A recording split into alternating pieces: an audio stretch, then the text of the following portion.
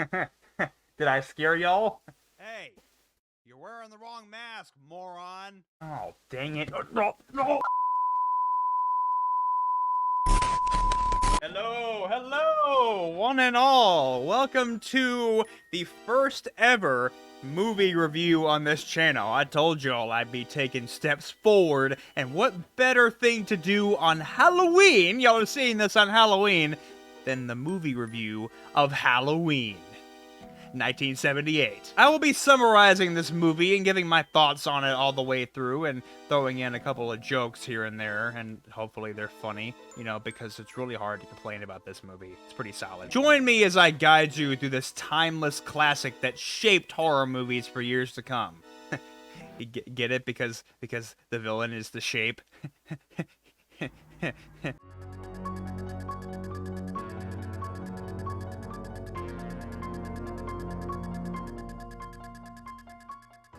We start off with the opening credits, which are, of course, iconic. Then we're told it's Halloween night in Haddonfield, Illinois in 1963. Our night of horror begins with a first-person shot of someone creeping around a house, and we get a glimpse inside of a young couple, Judith Myers, played by Sandy Johnson, and her boyfriend, played by David Kyle, getting frisky on the couch. They go upstairs, and the camera follows our unseen creeper into the house, where they grab a knife and head for the stairs, where you then see the dude coming back downstairs putting his shirt on. How long did this dude last? I went and checked, and at 3 minutes 15 seconds movie time, Judith and the dude go upstairs, and it's at the 4-minute 37 mark that the dude is coming back downstairs. That is a minute and 27 seconds. That is how long it is for the dude and Judith to go upstairs and do the nasty, and then for him to come back downstairs, and he's putting his shirt back on, and that includes the making out and shedding of clothes. This man lasted for 15 seconds, tops. Anyway, our creeper heads upstairs and finds a clown mask on the floor, the 15-second man had it earlier, and puts it on. And there's Judith, sitting there combing her hair, topless. She's probably reflecting on her life choices and how they led to her being with a man that splooges in 10 seconds. The creeper then proceeds to stab her a whole bunch of times. Oh, good lord! Well, Judith, at least you'll never have to deal with 15-second man again. Yes, I am never letting him live that down. Yes, at least he got out alive. I mean, the only reason he did was because he lasted 10 seconds, so at least he has that going for him. The creeper then flees the house after the brutal murder right when a car pulls up and they rip the mask off. A child? It was a little kid the whole time! The twistiest of plot twists. Yeah, I know that's not a word. It all ends with the parents of Michael Myers staring at their son in shock as he holds a bloody knife.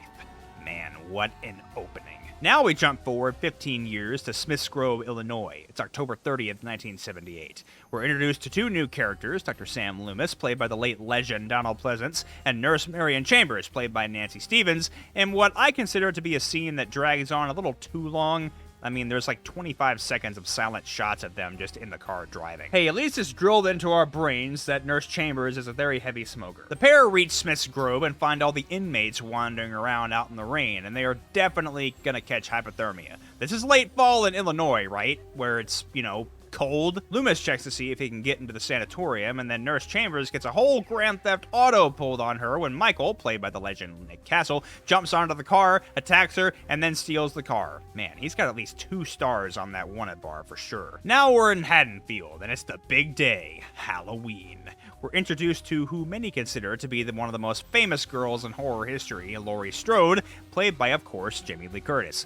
Crazy that she was 20 in this role and just recently was in Halloween Ends 44 years later, which puts her at 64 years old in that film. You gotta give her credit for staying in the acting scene for so long. On her way to school, Laurie walks with Tommy Doyle, played by Brian Andrews, a kid she'll be babysitting later, and they stop by the old Myers house so Laurie can drop off a key so a couple can look at the house later that morning. Because for some reason there are people who would want to buy that house even though a 6-year-old murdered his sister in there 15 years ago. You know, that house totally isn't cursed or anything. Totally. Laurie drops the key off at the house, but little does she know there's a squatter in there. I don't think he's paying the proper rent. And oh no, now he's outside staring at her while she walks away. He's onto her. He knows that she knows he's not paying the rent. No wonder he tries to kill her later. He can't have anyone knowing about that rent skipping. We then get a scene of Loomis arguing with Dr. Terrence Wynn, played by Robert Fallon, who totally isn't a cult member, about Michael escaping, with a line I can't stop replaying over and over from Loomis. For God's sakes, he can't drive a car. He was doing very well last night. Maybe someone around here gave him lessons. Seriously, I love that line. Donald Pleasant's a legend. Then we get the classic scene of Michael stalking Lori outside her school, where we get our first glimpse at the William Shatner mask. I love how they slowly build up with showing us the mask more and more as time goes on, instead of just showing us how it looks right away. It's a nice touch. And of course, we need to have the scene of Tommy Doyle getting bullied by Lonnie, played by Brent LePage, and his thugs about how the boogeyman is going to get him tonight. The ironic thing is that Lonnie is right. Partially, at least. The boogeyman at least tries to get him and Lori. Speaking of the boogeyman, there he is, stalking Tommy. Does no one see this weird guy in a mask slowly stalking a child? No? Alright then. Yes, we get to see Loomis discover an abandoned car here, but not find the poor driver's body. I do like this, though, because it's a very clever way of showing us how Michael first got his iconic mechanic's jumpsuit. Yes, now we get that sequence where Michael drives by Lori and her friends Annie, played by Nancy Loomis, and Linda, played by PJ Soles, and should totally get pulled over for speeding like that. We then get more walking, even more walking. Bam! Michael Myers behind a bush. This is why day stalking is harder to do, Mikey. People can spot that white mass from a mile away. You're not subtle, man. After Annie makes Lori look a little cuckoo for Cocoa Puffs, Lori gets home and sees Michael outside her window. Don't make that face, Lori. He's just helping you with the laundry at no cost. Oh, wait, he's gone now. The man could definitely teleport because he disappeared without Lori blinking or looking away. The man really disapparated in front of her. He should really give Harry Potter a call. Loomis and the groundskeeper for the cemetery find that Judith's gravestone is missing, and that can only mean one thing. He came home. Dun dun dun! Annie picks Lori up and they drive by a hardware store where alarms are just blaring all over the place. Quick, better get rid of that weed smell in your car because Sheriff Brackett, played by Charles Cypers, is Annie's dad. Oh no! He apparently either doesn't smell the weed or cares more about how the hardware store was broken into. He tells the girls that some kids must have broken into the store and they took a Halloween mask, rope, and a couple knives. Yes, Sheriff, because kids broke into the hardware store to take knives.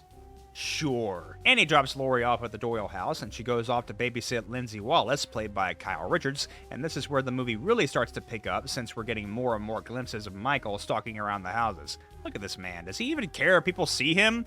Not like anyone in Haddonfield ever pays attention, so I guess he has nothing to worry about. Loomis and Sheriff Brackett visit the Myers house and find a dead dog that Loomis assumes Michael snacked on, because Michael eats dogs, apparently. This is the iconic scene where we really get to see the acting talent of Donald Pleasance. I met this 6-year-old child with this blank, pale, emotionless face and the blackest eyes. The devil's eyes. Man, this dude was such a legend. Rest in peace, man. We get some more scenes of Lori being just the best babysitter, but then she brushes off Tommy's claims of seeing the boogeyman outside. Because there really is a boogeyman outside. Come on, Lori. Michael really keeps lucking out because no one believes the kids when they claim to see him. Michael really keeps lucking out because people don't believe the kids that see him. Now it's time for Michael to start stalking Annie, and he gets the perfect opportunity when she spills butter all over herself and needs to change into fresh clothes. Man, look at Michael standing there like that. I'm sure he's just thinking, oop, she just took her shirt off. Please, please, please, just turn around. Turn around. Man, he didn't get the boob glimpse. And to take out his frustrations, Michael kills the family dog. Oh, come on, man, not the puppy dog. Michael stalks Annie some more when she's out in the laundry house and gets herself stuck in the back window because Michael likes to troll sometimes before he kills people. Now you gotta make the little girl come out and help you out of this mess, and the only reason Lindsay even goes out there is because Paul is down bad. Thank God for that, otherwise Annie would be in some deep trouble. But now it's time for Annie to get killed. So how does that happen? Well, she plans to go pick up Mr. Down Bad after dropping Lindsay off at the Doyle house, so Lori has to babysit 2 kids now. She gets in the car, but notice the windows are all fogged up.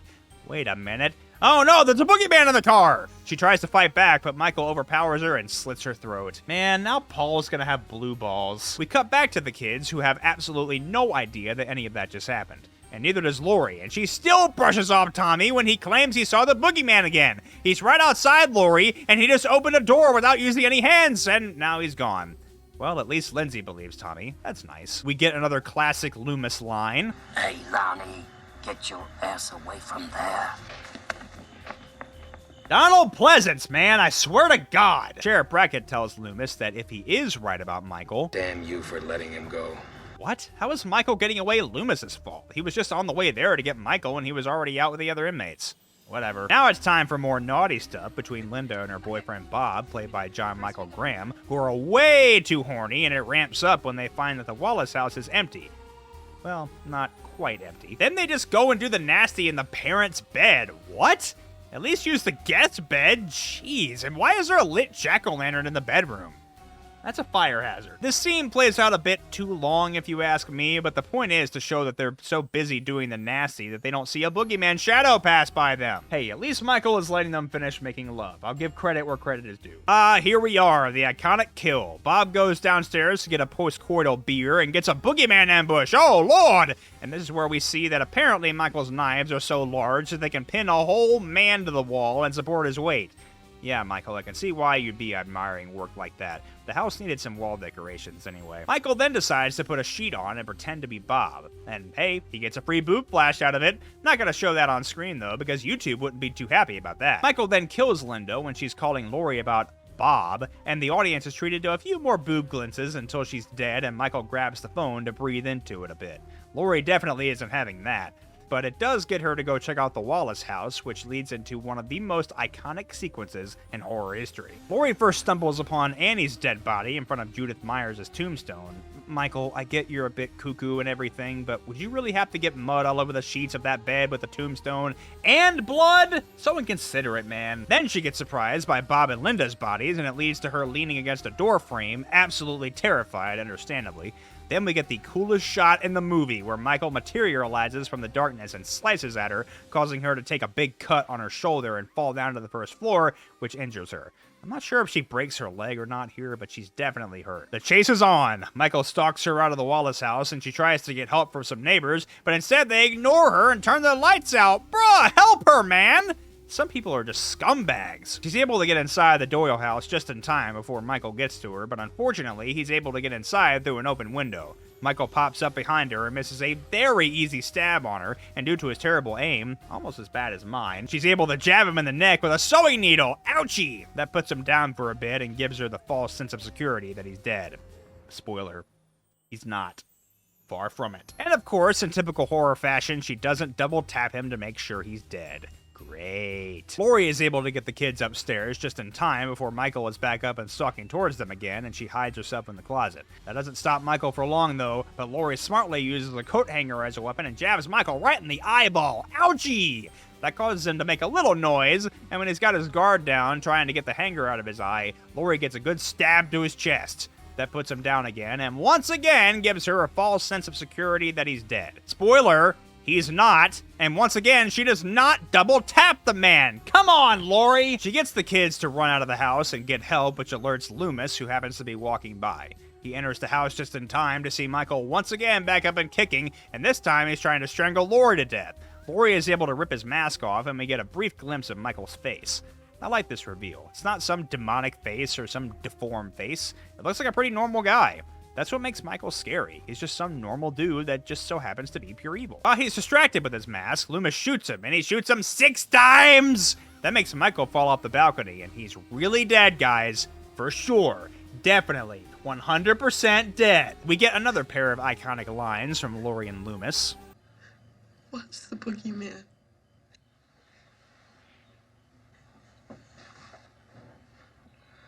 As a matter of fact, it was. And the last scene we get is Loomis looking over the balcony and seeing that Michael is gone. Dun dun dun! And we get a few shots of different places we've seen throughout the past chunk of the movie, with Michael's breathing getting louder and louder, telling us he's once again on the loose, and there's nowhere to run and nowhere to hide.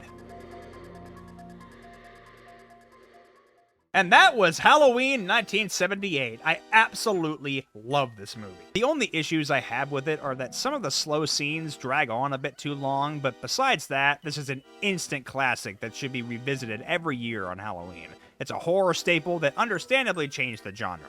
While it wasn't the first slasher ever made, it was the most iconic for sure. I give Halloween 1978 9.5 jack-o'-lanterns out of 10. I felt like those long scenes, such as Lori walking away and her walking with her friends, kind of hurt the pacing a bit, but other than that, I have nothing to complain about. This movie's pretty solid. And that does it for my Halloween 1978 review. What did you guys think? I mean, I know this is something different for the channel, but hey, I gotta try something new at some point. If you guys are into this though, be sure to drop a like and subscribe. It really helps me out. And comment and let me know what are some other movies I should check out. What are some other movies that I should review in this type of fashion? And I'll definitely take those into consideration because this was fun. Happy Halloween, guys! Be sure to check your closets, under your beds, and lock your doors, because you never know if the boogeyman is outside right now.